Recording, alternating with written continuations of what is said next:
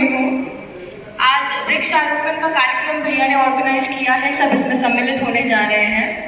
बहुत अच्छी सोच है, बहुत अच्छा कदम है और आज की जो परिस्थिति है उसके लिए बहुत आवश्यक है। और खासकर इस बार जो भयानक गर्मी पड़ी है उसके बाद तो अपने आप सबको जो इस तरह ध्यान नहीं भी देना चाहते थे उनको भी समझ आ गया है कि इम्पोर्टेंस ऑफ ट्रीज क्या है। बहुत अच्छा स्टेप है। और मुख्य रूप से केसरिया हिंदू वाहिनी जो संगठन है इससे मैं जुड़ी हुई हूँ सालों से।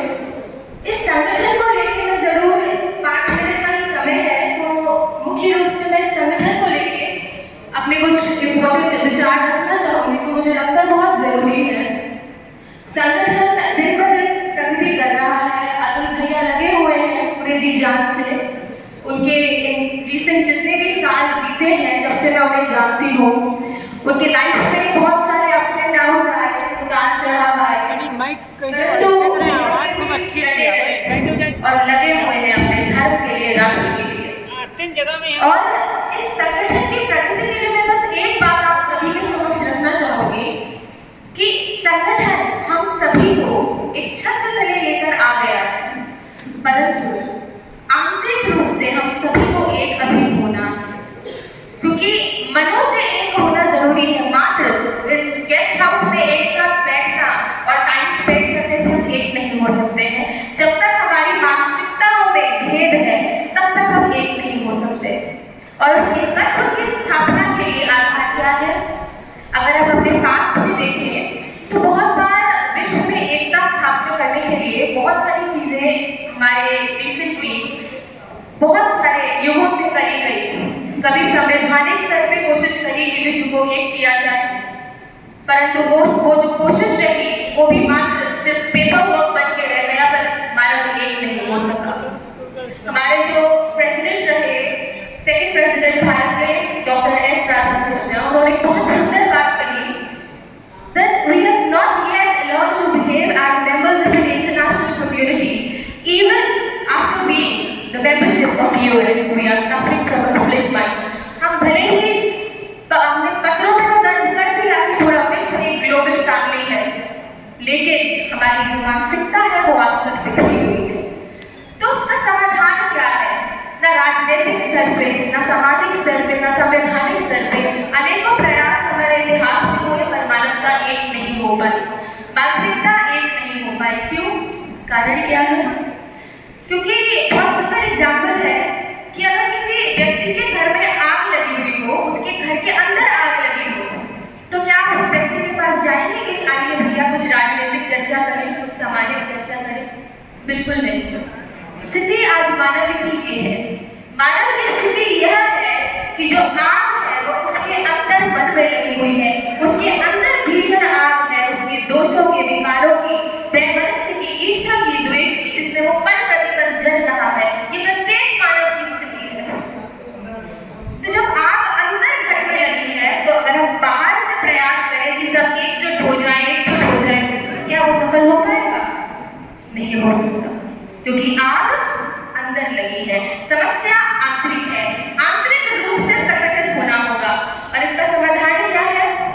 इसका समाधान हमारे वेद और हमारे शास्त्र हैं। हमारे वेदों में, शास्त्रों में बहुत सुंदर उपदेश दिया हुआ है। अगर गुरबाणी की ओर चले तो कहा गया है एक पिता एकस के हम बालक। अगर वेदों के उद्घोष की ओर जाएं तो शृण्वन्तु सर्वे अमृतस्य पुत्रः, विश्व के निवासियों तुम सभी उस अमृत की संतानें हो। संगच्छध्वं संवदतं का संदेश हमें दिया गया है कि सब साथ होकर, एकजुट होकर चले। परंतु ये एकजुट होंगे कैसे? क्योंकि भिन्नता तो सब में है, सबके अपने विचार हैं, सबकी अपनी चीजें हैं, सबके अपने अपने माइंडसेट हैं। प्रश्न वही आके खड़ा हो गया। तो अंत में जब चिंतन किया गया तो वह कौन सी ऐसी चीज है जो हम सभी में समान रूप से व्याप्त है और वो मात्र एक परम सत्य है? मेरा प्रश्न है, क्या कोई जवाब दे सकता है इसका?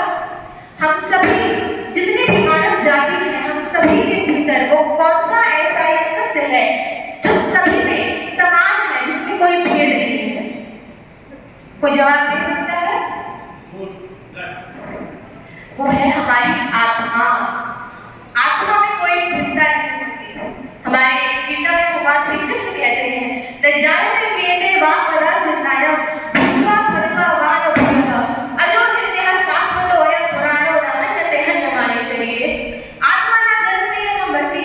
नित्य सनातन पुरातन है। आत्मा इन सब चीजों से परे है। आत्मा में कोई दोष विकार, कोई ईर्ष्या द्वेष नहीं होता। इसीलिए अगर हमें एक होना है तो एक हम मात्र आत्मिक स्तर पे हो सकते हैं, आत्मा के स्तर पे हो सकते हैं। और आत्मा के स्तर पे कैसे एक होंगे?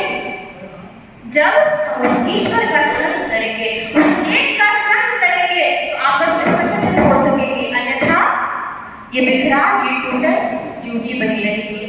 गुरु तेग बहादुर जी ने जब औरंगजेब के समय में बहुत सुंदर उत्तर दिया था उसको, उन्होंने औरंगजेब को कहा कि हम दोनों का लक्ष्य भले ही एक है कि सभी में एकता हो, एकता स्थापित हो, परंतु हमारे मार्ग में भिन्नता है। तू चाहता है कि तू जबरदस्ती बलपूर्वक लोगों को एक करे बाहरी स्तर पे, लेकिन मैं चाहता हूं कि मैं उस एक से जोड़कर सबको एक करूं और वो मैं करके रहूंगा। और इसीलिए वो विजयी हुए। और हमारा इतिहास साक्षी है, जब जब हमारे समाज में परिवर्तन आया तो किसी बाहरी स्तर से नहीं, वो मात्र और मात्र आध्यात्मिक क्रांति से आया। हमारा संगठन केसरिया हिंदू वाहिनी है, इसके माध्यम से मैं चाहूंगी कि इसमें जो जो हो रहा है वो बहुत सुंदर हो रहा है, पर इसके साथ मैं चाहूंगी, मैं अतुल भैया से भी कहना चाहूंगी कि सभी लोग आध्यात्मिक उत्कर्षता की ओर भी अपना ध्यान दें।